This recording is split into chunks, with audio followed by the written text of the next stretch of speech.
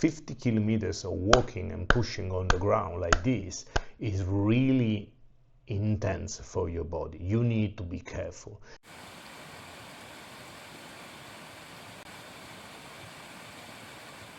Truth to be told, I wanted to do this video outdoor, but the weather is really not the best for Berlin, and on top of that I want to talk about shoes. There is a kind of, everyone has his own take on this, and I'm not an expert. I just use shoes from very long time in terms of technical shoes, and I recently changed a bit the shoes I'm using.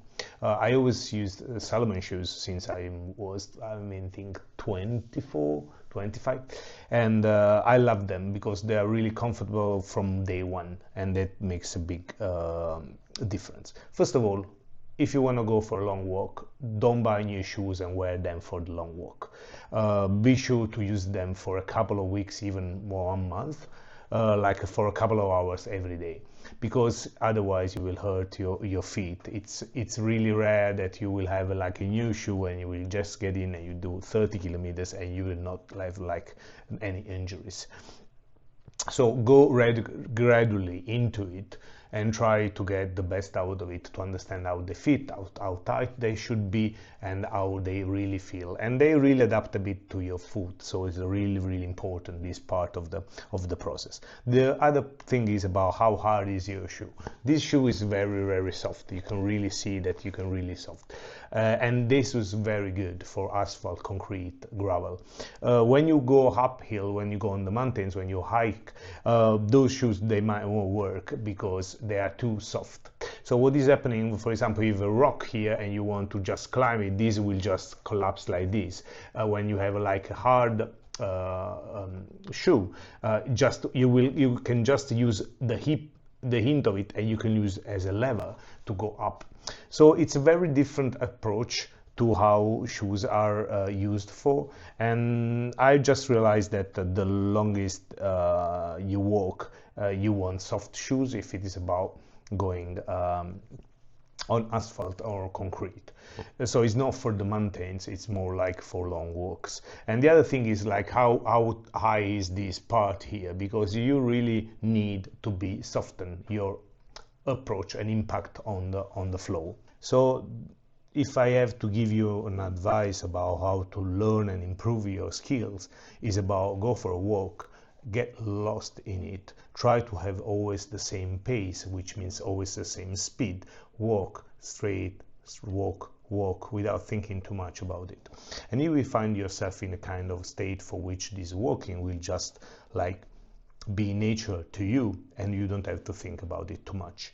When this happens, then you start learning how to focus on all your body. Start from the hips, goes to your knees, goes to your calf, goes to your forefoot. So slowly go down to the chain from up to down and try to feel all your body while you do the movements. Be active in thinking and trying to feel it. It's not a very complicated thing, but it takes a bit of time. You need to do it and do it until you really feel it. When the energy is when you push it from one muscle to another, when you give an effort to your movement, then it will help you a lot. And I'm saying that because usually what we do, we really don't use all our foot. What we do is that we stomp. So we just put our foot on the ground and again as it was one flat surface.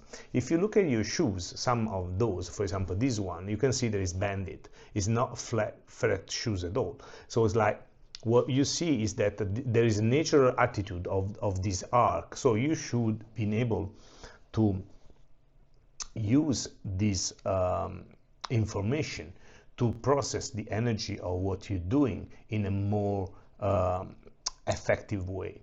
So what we don't do, we don't use our foot entirely, but because we have shoes, we just use one part of the foot, and usually is the one going with the heel. So as we put a lot of pressure on the heel, the energy goes up again, and it really hurts you in long term. So the technique is just to start using all your foot. So try not to put too much pressure on the heel. Just try to use the heel as a ramp to when you touch the ground here. Don't focus on this movement, but try to get understanding this thing is a shifting movement and goes here. When you arrive to the forefoot here, it's time to push, because the forefoot is really strong. If you see my shoes, for example, it's very clear that they are not consumed here. Those are the shoes from the Norway trip. So this is like where I start, where the effort starts, and this is where the push is. And this is very important, because usually when you can check your socks, for example, how they're consumed, where the holes start. Mine are usually in the front, so I just destroy all the socks here, and even the toes part, because this is the other part. Is like whenever you get to this side and you start pushing, your push doesn't stop in the forefoot, but you can really use also your toes. But you need to be very careful. You need to be careful, because whenever you start a new technique of walking, or you start using another part of your body in general, you will have some problems, and the problems arise with muscle and tendons. So you need to be very careful. Don't stress it too much, don't overdo. Try to focus on small trips and small movements, and try to make it work slowly. Imagine yourself to create an arc on the floor, instead of thinking that what you're doing is this one. This is like what it happens when you wear boots or very hard shoes, because you don't have the possibility to do this. But what is happening for real is that this energy is also very conservative. When you do this kind of movement, that you put the energies that comes from here, it creates an arch, and this is really very strong here. When you let it go and you keep on the forefoot, you can see that the energy brings you ahead. It doesn't bring you up, or it doesn't bring you backward.